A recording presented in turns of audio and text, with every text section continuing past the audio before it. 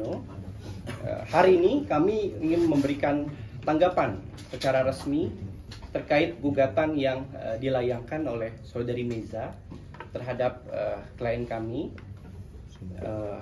Pertama-tama kami ingin meluruskan arah pemberitaan bahwa klien kami, Mas Eza Gionino, mengambil sikap tegas untuk berupaya mempertahankan keutuhan rumah tangganya.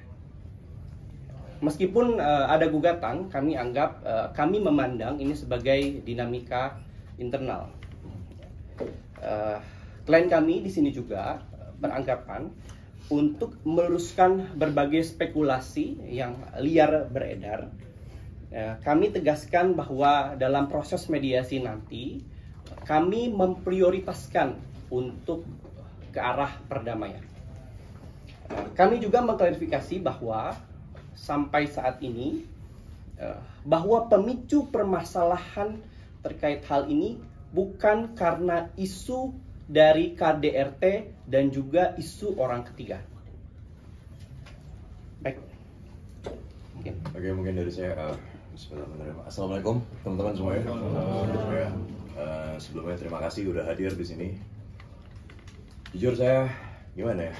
Mungkin kalau ngomongin promo sinetron atau apa mungkin lebih mudah, tapi karena ini ngomongin masalah rumah tangga sendiri, jujur saya agak gemetar ya, nafas saya agak terengah-engah. Jujur ini berat sekali karena yang saya hadapin.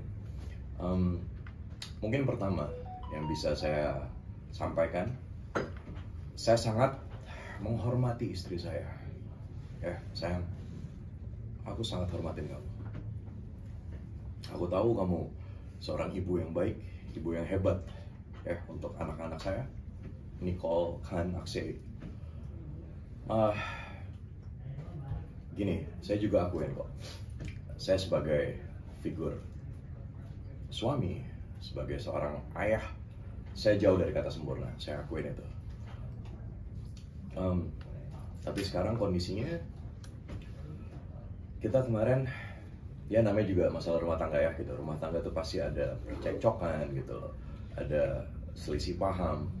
Jadi yang saya mau juga luruskan di sini ke teman-teman semua, dengan berita yang seperti Mas Raka bilang, berita yang sangat liar di luar sana, dibilang ada KDRT lah gitu, ada pihak ketiga. Saya jelaskan dan saya tekankan itu tidak ada sama sekali, demi Allah tidak ada ya gitu. Demi Allah tidak ada dari saya KDRT apapun itu, pihak ketiga pun juga nggak ada. Ini pure masalah kita kurang komunikasi ya, kurangnya komunikasi dengan baik, itu aja. Komunikasi internal pastinya gitu. Tapi Kak Eza sendiri mungkin sudah berpisah rumah kah? Sudah dari berapa lama dan sekarang? Dari pertengahan Agustus ya, mulai tanggal 15 ya Mas ya, mulai tanggal 15 Agustus saya sudah tidak bertemu dengan istri, anak-anak saya. Gini, selama ini pasti teman-teman tahu kok, saya selalu bilang ya, selalu saya utamakan prioritas saya dalam hidup saya itu adalah istri, anak-anak saya. Saya bekerja itu untuk mereka. Saya nggak pernah belanja, beli apa-apa gitu, nggak pernah. Saya selalu untuk mereka gitu. Gini, kalian bisa bayangin teman-teman semuanya, saya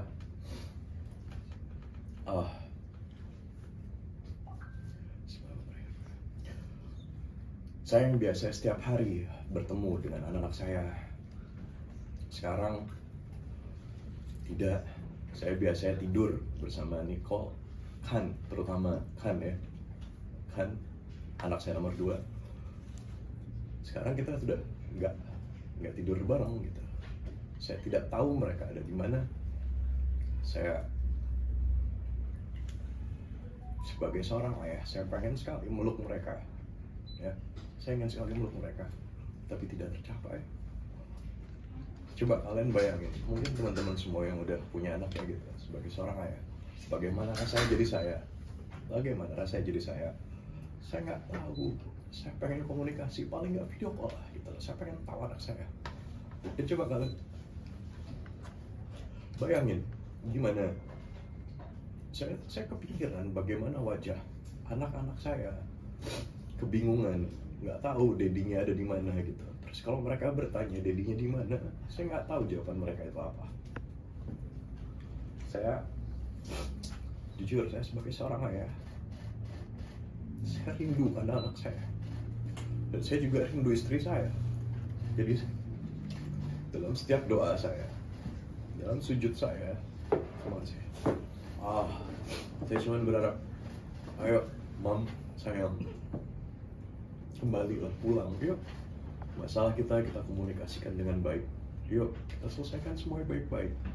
Ayo kembali pulang, bawa anak-anak. Aku janji kok, aku bakal perbaikin semua kekurangan aku, ya, kesalahan aku bakal perbaikin semua.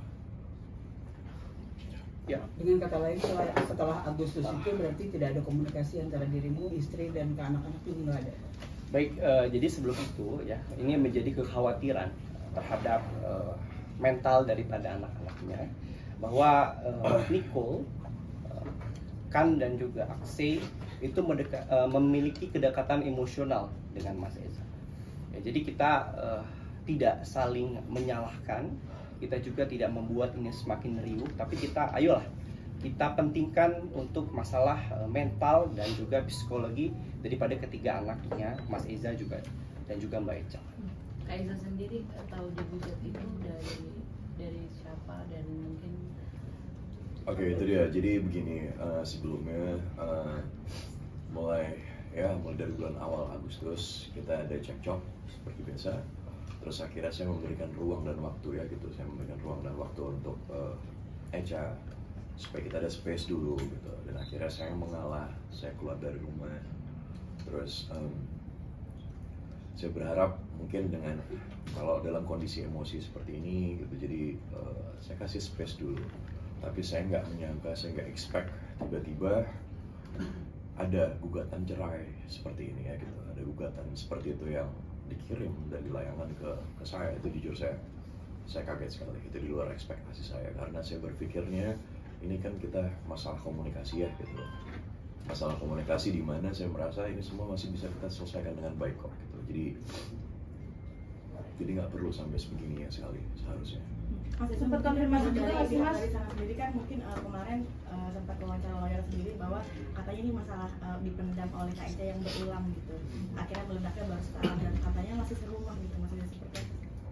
Dibilang serumah sih, gimana Mas Raka, saya takut. Sebenarnya kalau untuk masalah komunikasi sampai dengan sekarang memang pada saat kejadian itu sudah tidak ada komunikasi. Tapi sebelumnya komunikasi Mas Eza dengan Mbak Eca itu baik-baik saja, dan juga ada saksi di sini, ada Mas Mirza dan juga Mas Hengki yang setiap hari ada di rumah ya. Mereka melihat semua komunikasinya baik-baik saja, tidak ada permasalahan. Mungkin ya itu sebenarnya hal-hal yang bisa dibicarakan secara internal. Dan sekarang jujur kondisinya saya di rumah itu saya sendiri. Mulai per tengah bulan Agustus saya sendiri di rumah. Saya benar-benar sendiri di rumah, tuh rasanya sepi sekali, hampa banget rasanya gitu. Mas Eza, cekcok paling memuncak tuh bulan apa, dan mungkin sedikit karena prinsip kah atau perbedaan gitu? Gini, sebenarnya kalau masalah percekcokan rumah tangga saya sebenarnya hampir sama kok ya gitu loh dengan masalah-masalah rumah tangga di luar sana yang lain gitu.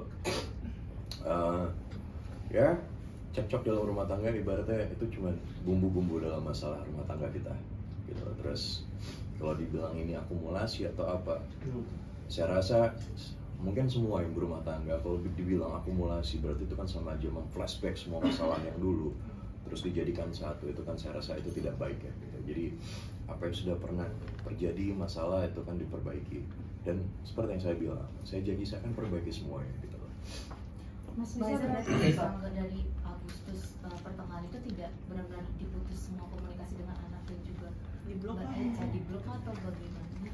Mungkin sudah ada usaha mengajak bertemu atau bagaimana? Saya sudah berusaha mencari ke sekolah, saya sudah berusaha juga datang ke rumah keluarga, tapi saya tidak menemukan jawaban, dan saya tidak tahu di mana istri dan anak saya tidak tahu. Mas Reza menegaskan berarti yang keluar dari rumah pada Agustus itu Mbak Echa. Iya, jadi di saat saya bilang apa namanya kita space dulu ya gitu, saya yang keluar dulu ya gitu, dan dia tahu kok saya tinggal di depan sana gitu ya, di apartemen depan gitu. Ya nggak bisa saya sebutkan ya gitu namanya.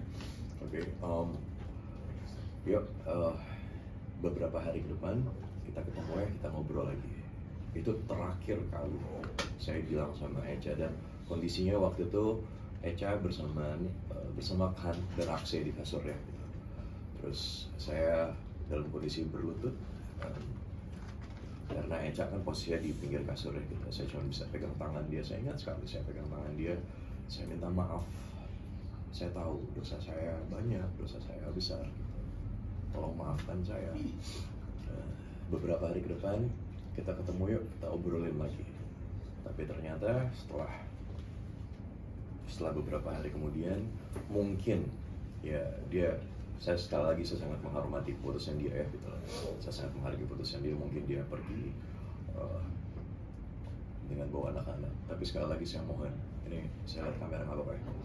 Oke, ini pesan untuk istri saya, Mam, sayang, tolong jangan putus komunikasi. Aku mohon, nih, terutama anak-anak. Aku rindu anak-anak, aku rindu kamu juga. Tolonglah, buka komunikasinya. Jangan tutup seperti ini, aku mohon. Dengan begini tuh sama aja kita saling menghancurkan diri kita masing-masing, dan itu nggak baik sayang. Sumpah itu nggak baik. Jadi aku mohon. Mungkin kemarin juga pengacara Kak itu bilang kalau Kak itu sekarang menjalani terapi ke psikolog terutama adanya di perbuatan dalam rumah tangganya ini, itu seperti apa sih Kak? Mungkin emang udah lama ke psikolog atau baru belakangan ini? Setahu saya selama ini sih baru ini ya. Dan saya baru dengar juga dari pengacaranya tersebut. Saya nggak tahu sama sekali. Kalau boleh jujur, apa Mas? Ya. Kalau boleh jujur, justru selama ini saya yang ke psikolog dan istri saya sering menemani. Karena tahun ini saya baru kehilangan ibu saya. Jadi tolong saya mohon jangan sampai saya kehilangan yang lain lagi. Saya nggak mau. Mungkin kalau boleh saya tambahkan terkait psikolog ataupun bantuan profesional itu lebih baik ya, karena memang daripada ke ahli yang lain lebih baik ya ke profesionalnya psikolog gitu untuk membantu terhadap proses ini. Tapi Kak Eza tidak ada ucapan talak terhadap Kak Eza sama sekali. Oke, itu ya saya ucapkan memang adanya ya gitu. Dalam kondisi emosi ya, dalam kondisi emosi terakhir kali. Itu juga sebelum yang tadi saya bilang, saya talak satu ya gitu, saya talak satu.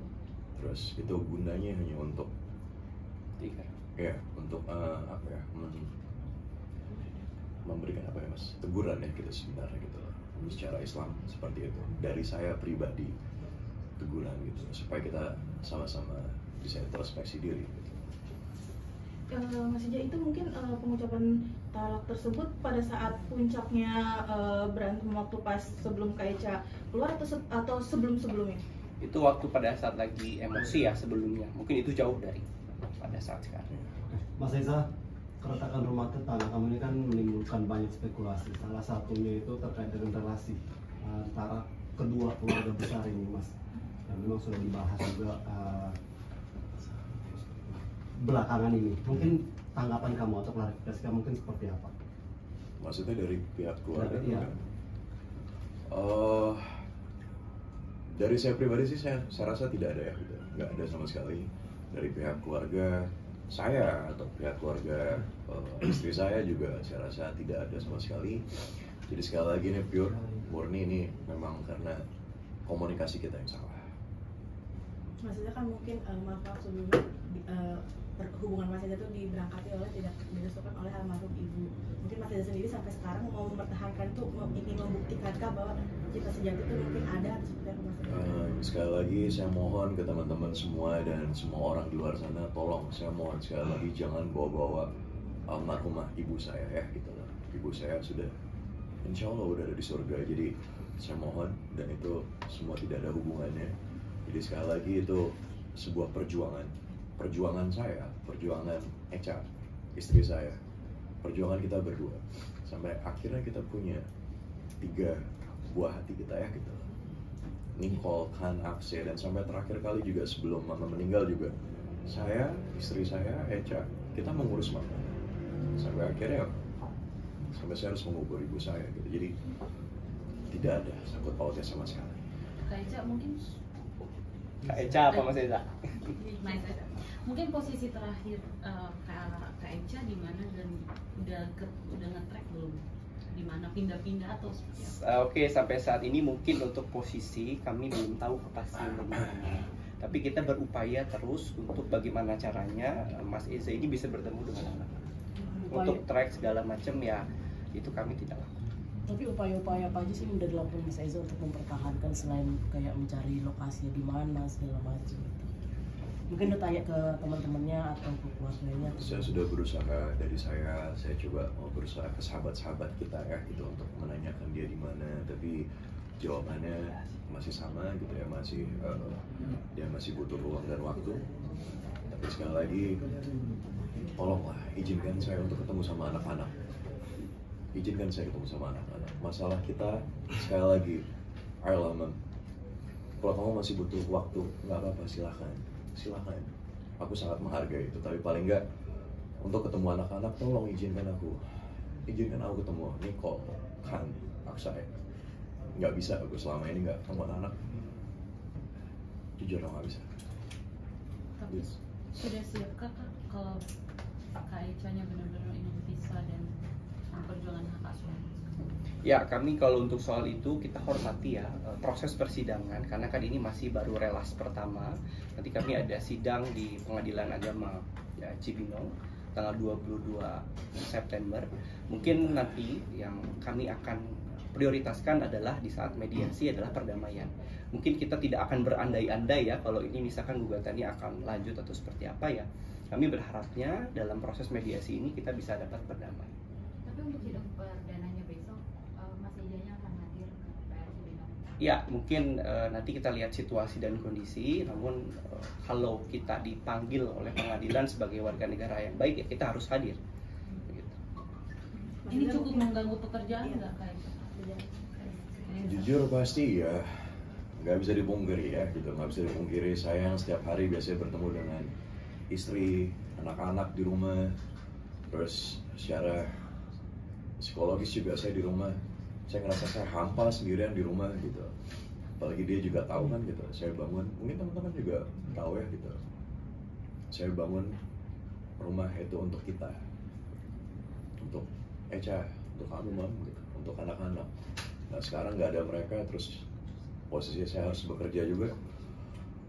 Berat pasti berat, tapi mau bagaimanapun, insya Allah ini masalah dari Allah. Semoga ini ada jawaban yang terbaik. Semoga ada hikmah yang baik juga untuk bisa saya ambil, dan semoga ini juga ada hikmah yang baik juga untuk istri saya. Apa yang paling kangenin Kak Eza mungkin dari rutinitas bersama istri? Banyak sekali keberadaan istri saya di rumah, ramein anak-anak saya di rumah, terus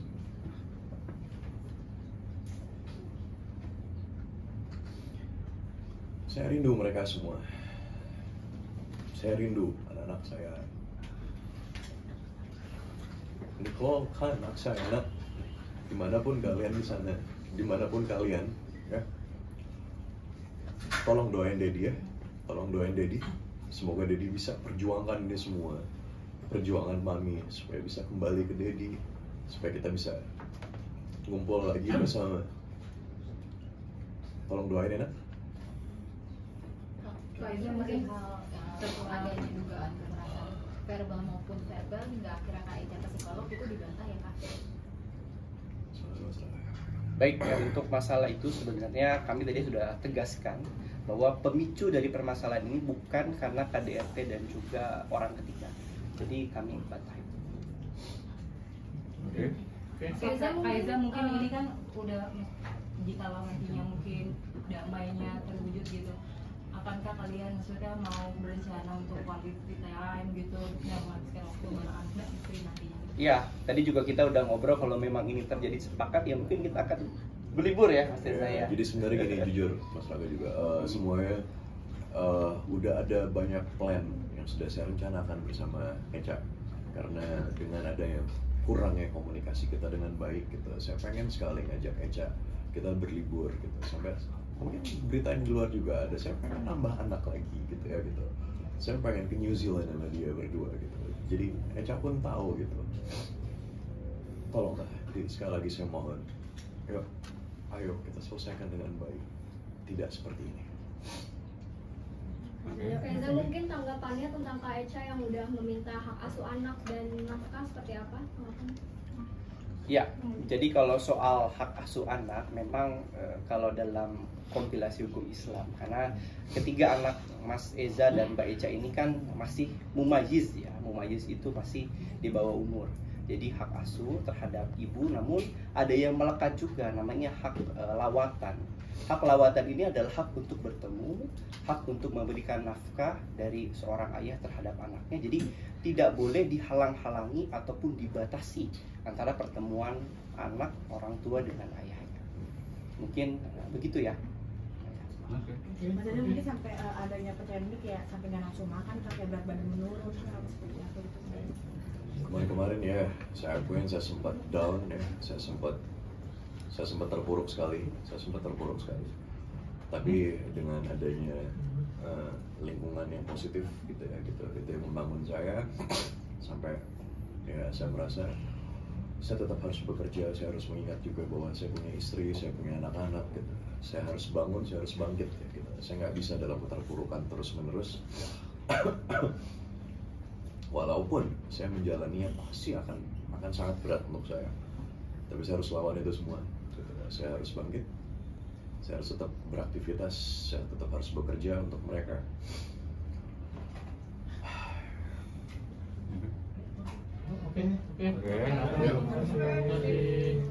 Ada lagi teman-teman media?